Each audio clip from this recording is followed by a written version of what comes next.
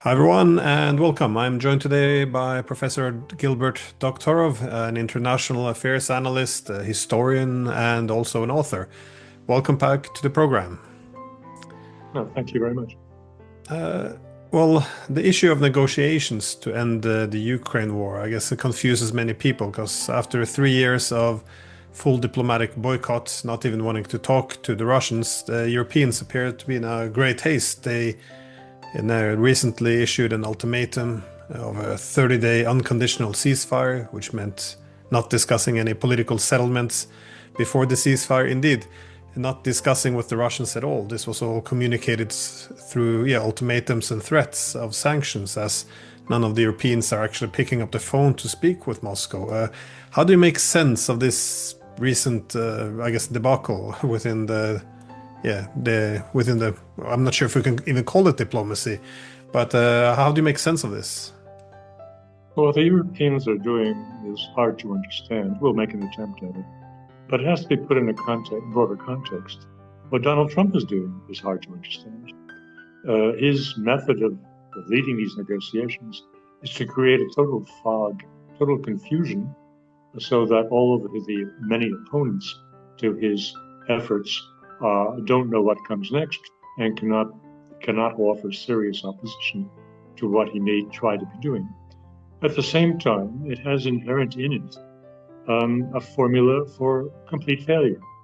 He is actively backing his two envoys, Steve Witkoff and General Kellogg, who are each embodying a different solution, a contradictory solution. Witkoff is close to the Russian position, and Kellogg is very close to the European hyphen Zelensky position. It is impossible to see how this can lead to a settlement. I also come back to the starting point of the basic illogic in one of the co-belligerents, namely the United States, who's been supplying arms and finance to Ukraine for the last 3 years. And one of these co-belligerents just stepped forward as a mediator. It doesn't make sense. And that is why we are at this very peculiar situation where everyone's waiting for news of whether or not Putin and Trump and Zelensky will all be in the same location in Istanbul tomorrow, together with their teams, and doing something to bring about a peace. I find this very hard to understand. Well, the Kellogg proposal is interesting because, again, the main demands of the Russians is restoring Ukraine's neutrality. Instead, he came up with a proposal in which the Russians will pull back, well, both sides pull back 15 kilometers each, so they can send troops from NATO countries to observe, not considering themselves apparently participants in the conflict, also under an unconditional ceasefire. So it is a bit perplexing. That is, as you said, the United States plays the role of the mediator, even though it's been, I guess, one of the leading participants, and the Europeans are going to play the role of the objective or neutral peacekeeper. It doesn't really make that much sense. So, do they know that this is dead in the water, or is there any hope, you think, that the Russians can be pressured into accepting this framework? If we have to look for logic in the midst of this fog, the logic that I come to is the following: that Trump is setting up a situation where all parties will be witness to the impossible conditions that Zelensky is proposing, whereby the loser in a military contest is seeking a solution which makes him the victor and makes the winner on the battlefield the one who is suing for the loser's position of paying reparations, of submitting to a war tribunal, and all the rest of it that has appeared in the Ukrainian peace proposals of the last 3 years, and in recent statements by the European leaders. So it's a basic, fundamental nonsense coming out of Zelensky. And if Trump wants to be consistent and logical, which is a great effort to accept, because he is so illogical in many of his activities, then he will do what comes next, which is to denounce Zelensky, to say that it's impossible to reach a settlement based on Ukrainian positions, and he would wash his hands of the whole thing. If we want to be logical, and if Trump gives the lead to Witkoff and more or less muzzles Kellogg, if they all should meet in the same room or the same building anyway, then it would be logical for Zelensky to withdraw and to abandon the presidency and to say, I leave this to my successors to accept a defeat which I will not accept. That would be logical. But for people who are snorting cocaine, I think it's too much to expect a logical behavior on the part of Mr. Zelensky. So we'll see. What is the recent, political stunt by Zelensky? Because he argued, I'll be flying to Istanbul, and I want to meet Putin here on Thursday, which is usually you don't give a foreign leader 48 hours to show up. It's also unclear what kind of negotiations that would be or how basic issues like security could be arranged. But he will only meet with Putin. This comes after 3 years of saying there's nothing to talk about. He refuses to even have any negotiations. How do you make sense of this? Is this either, I guess, panic that the front lines are now collapsing quickly, or is it just knowing that these demands can never be met, and in other words, trying to play the role of the peacemaker to Trump, given that Trump is, obviously frustrated with Zelensky being opposed to negotiations and peace? How do you make sense of Zelensky's? Because it's very hard to take this very serious. I think the whole stage that we're watching is being managed by Trump. I believe that he told Zelensky, I don't have to imagine it, in his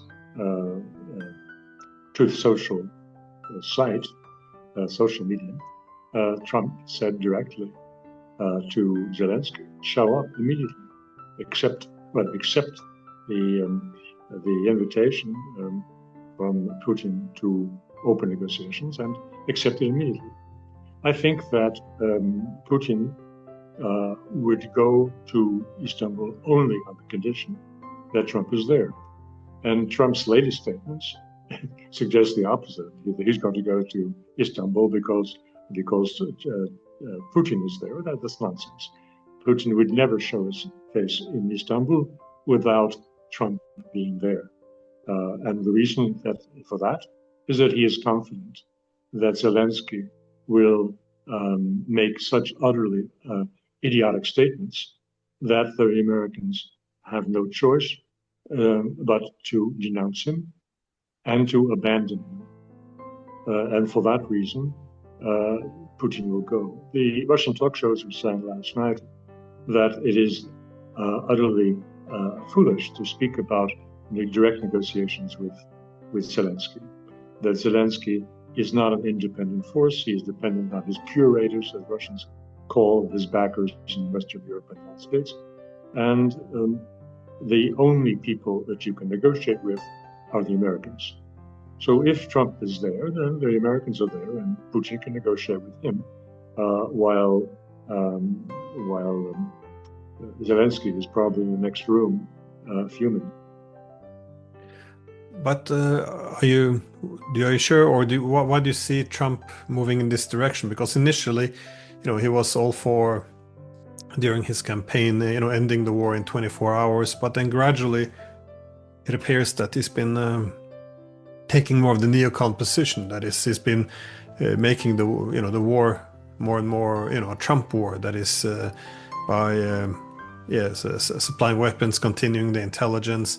So instead of just cutting the ties to Ukraine and walking away, but it looked for a while that this was what he was going to do, especially after that big debacle in the Oval Office.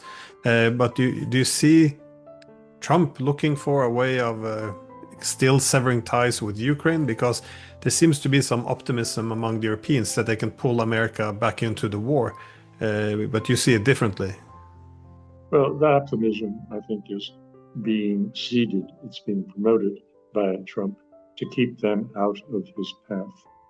If I can give any justification for the confusion that he is spreading, it is again to disarm his enemies and to keep them from a direct attack on himself as long as possible till they are faced with a fait accompli and they have to back off and accept what has happened. Um, I think what you were just suggesting is the subject of a lead story in today's Financial Times, in which they are saying that they make reference to J.D. Vance's statements to the press yesterday that the Russians have overplaying their hand, they're demanding too much.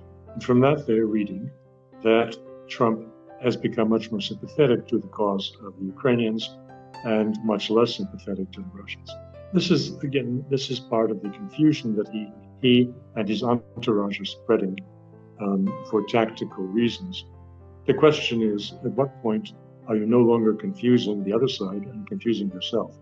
I don't know if Trump is genuinely the owner of a solution, or if he is wandering about and changing his mind day to day by what the last person whispered in his ear, which is what Trump detractors say. The point in today's Financial Times article was they interviewed people who would be the natural enemies of anything and everything that Trump is undertaking. For example, former Ambassador McFaul. And you hear them say statements when you just cannot believe what you are reading. McFaul saying, well, finally, Trump is seeing that the Russians are not friends of America. My goodness. After 3 years of war in which the United States has repeatedly declared Russia to be an enemy and has done everything possible to break the country, and McFaul is saying that Trump is just discovering that the Russians are not a friend. This is beyond comprehension. It is a kind of insanity that even the Financial Times would think this is worth publishing because it looks too stupid for words. So, as I said, Mr. Trump's basic negotiating tactic is spreading confusion. What can come out of this confusion, we don't know. Well, if Trump's tactic is spreading confusion, do you put his somewhat recent statements in that same category? He was giving an interview and he argued that Russia doesn't simply want a strip of Ukraine, it wants all of Ukraine. It seems, after all of this, it seems somewhat hard to believe that he actually believes this. Of course, he followed it up with the argument that, because of his leadership, Russia is not doing it. So it's, I guess, building himself up as someone who can restrain Russia. But do you think he actually believes this, and or is this again to show that he can take a strong line against Russia and in order to effectively win forward his political case? I would like to believe that he is canny as a fox, but there are times, I admit, when I'm uncertain about that. This remark that you quoted is typical of the slightly unbelievable remarks that he makes from day to day in what looks like flip-flops, again, to make sure that each side believes that he is, or as potentially can be, on their side if just they get his ear at the right moment. No, of course he cannot believe the Russians want to take all of Ukraine. As I have commented recently on this, it is, as you say, setting up the public, whoever's listening to these remarks, to believe that he has prevented the Russians from taking all of Ukraine. They're only taking the 4 provinces and that they now largely occupy, plus Crimea. And so he has saved the rest of Ukraine for Ukraine. Um, it, it put in the context of all of the Biden administration remarks, and the progressive Democrats today still believe in saying that Putin wants to take the Baltic states, he wants to take Poland. So against that context, if the Russians only walk away with 4 provinces of Ukraine, it would look like a great victory for the mediator, Mr. Trump. But that would look like a victory only to children. So I don't think any serious adults can take any of this talk seriously. I guess the whole narrative that Russia wants to take all of Ukraine, it can serve 2 different objectives. I guess the one is the idea that we have to confront the Russians because they're after territory, so continue the war. However, that argument that Russia is after all of Ukraine, as you said, it can also serve a different purpose. That is by claiming victory by only losing 4 regions. So again, I've been assuming, at least for a long time, that this is kind of the narrative which the Europeans will start to lean into as well when it becomes evident that a peace negotiation is, a peace settlement is required, a painful one, even humiliating one, that they can at least lean on the idea that, Putin wanted to take all and he only got 4. In other words, we won. Again, if it's a face-saving measure, I'm all for it, just as long as it leads to an actual peace. But I'm nonetheless still confused with how the Europeans are reacting now. The whole concept of an ultimatum. Again, there's some very big developments taking place on the front line now. They are cracking quite quickly, and as this is happening, the Russians are mounting more and more pressure across the whole front line. How do you pose an ultimatum to the side that's winning? It is turned on its head, isn't it? You can do that if you have the wherewithal, which they don't. There is the real delusional nature of their activity. They don't have the force. They have engaged. They have cleaned out their armory. They've shipped everything they could as any use to Ukraine, and now they're threatening with military action or for further economic sanctions when Russia is already the most sanctioned country on earth. This is posturing and nothing more. The Russians know there's no reality behind these threats. They just want to look good to their voting public as if they're tough guys. And that's particularly the case with Mr. Merz, whose victory and installment as chancellor was quite hollow when he lost the first vote on his taking power. So we are in a situation where Mr. Trump faces many severe challenges, domestically and foreign challenges. Some of these challenges he has created himself by very poorly conceived and implemented actions like his tariff war, over the top in respect to China. So he has set for himself many handicaps which didn't have to be there. But that being said, there were handicaps which preceded his arrival on the scene, and they are with him. That is the opposition in Europe of the major countries that we've named, and the opposition both within the Republican Party and, of course, in the whole Democratic Party. He is apparently trying to keep these enemies at bay by making it seem as though one day he will lean this way as they wish, and the next day he will lean the other way as they don't, and they don't know how it's all going to end up, but they're hopeful that he still can be brought around. That seems to be his tactic, but I'm skeptical that he will succeed. He seems to be playing a similar game in the Middle East, by the way, in which he goes from being Israel's biggest supporter to, almost looking to embarrass Netanyahu. But if a peace can't be made now, how long do you think this war can actually go on? Because it does, as you said, there's not much more to send. Macron even made that point in the news. I think it was yesterday. He was being interviewed on French television. He was saying, we sent effectively what we had to send. The rest we need for our own security. So if there is no more weapons to send, if we're recognizing the huge shortage in manpower on the Ukrainian side, and also as some Western newspapers have been reporting, the Russian military production is just spewing out more heavy weaponry, but they're all being sent to the rear, building up very powerful force. All of these indications, wouldn't it? We still don't want to negotiate a peace, but where will this end? Do you think we're reaching the final stages here? I think we are, but not for the reasons that most people would imagine. I don't believe the Russians will win the war and get the capitulation of Ukraine on the battlefield, not in the near term.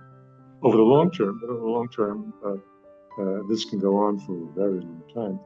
The end of the war will come before the new year, and it will come not from a further victory on the battlefield. It will come from the political collapse of Ukraine, when Mr. Trump says that he's stopping all arms shipments to Ukraine and that he will not sell arms to Europe for delivery to Ukraine. If he has the courage and the logical consistency to do that, then the war is finished in a matter of a few months. That is the end that I see, not some vast Russian offensive that demolishes the Ukrainian army. That is what many cheerleaders of Russia among our peers on YouTube are saying. I don't believe it for a minute. I believe it will end by the political collapse of Ukraine. How would that collapse, again, triggered, of course, by the lack of access to weapon, but would it be a struggle would the military stand up against Zelensky? Would it be the nationalists? Is it an uprising in civil society? Because I guess the dividing lines within Ukraine, there's quite a few of them. How do you see the regime change playing out if it's not directly initiated by the Russians?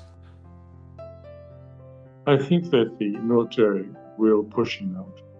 I don't think there'll be a violent coup d'etat. I think he has enough sense of reality to take the plane out when he sees that he's about to be overthrown and murdered. But I think that the military will come around. The main thing that I want to bring up as to why the war will not end quickly is that Mr. Putin continues his emphasis on a war of attrition, and that is a slow process. And the Ukrainians are putting their emphasis on their drone warfare, which is quite effective. Russians also have drone warfare. So there are two countries that are using the latest state of development arms effectively, which change the battlefield conditions and put an emphasis on a very few intelligent game players, video game players, who have converted into operators of drones, versus hundreds of thousands of men in the field. The Russians no longer can place in the field large concentrations of troops to overrun the enemy. It is not feasible because of the risks inherent in attack by kamikaze drones. So the numbers game, where the Russians vastly outnumber the Ukrainians, whose numbers are dwindling, whose best fighters already have been killed, that numbers game is no longer so significant as the fielding effective use of drones. So the war has changed, and that is why I'm saying precisely the war will not be decided on the battlefield, but in the halls of power in Ukraine. And as you have said, the logical force to precipitate this change is the military.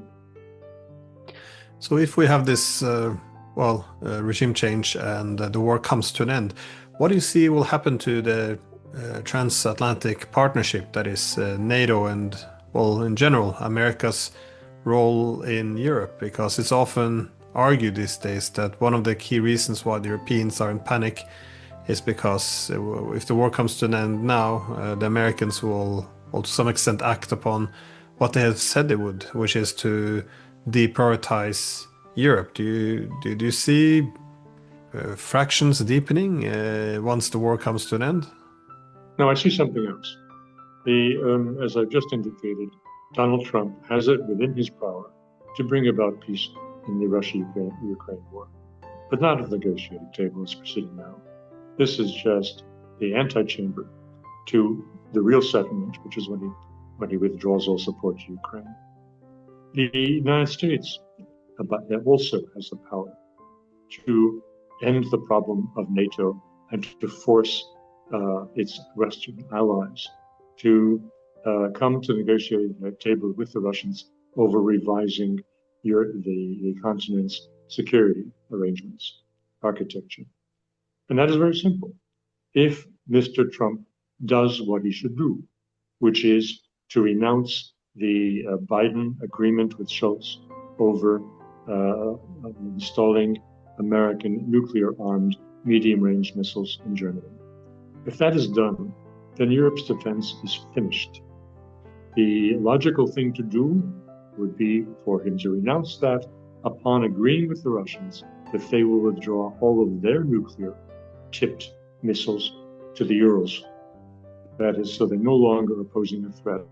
Let us remember, the war started because of Russia's perception that that Ukraine was being used by NATO and by the United States for the soon-to-be installed medium-range missiles there that can reach Moscow in 5 minutes. That was unacceptable to the Russians, and it gave them reason to start this war. That issue has not been addressed. Mr. Trump can address it in the manner I just said, by removing all missiles and all nuclear weapons on the continent Europe, including French and British. If that is done, the Russians will sign on the dotted line tomorrow, and the whole presence of NATO will be eviscerated. Mr. Trump doesn't have to quit NATO. He has to remove the threatening elements of NATO that cause us all to lose sleep at night. And he has that within his power. So Mr. Trump is a central figure if he ever reasons logically, which is not guaranteed.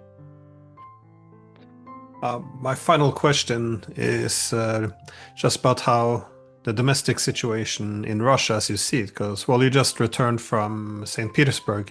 How do you explain the economic growth in Russia, not just within the state, but the overall rise in the standard of living? How does this make sense? They're, in the middle of an expensive war, and the sanctions which the world has never seen has been launched against them by the collective West. So how do you make sense of what did you observe, and how do you make sense of this?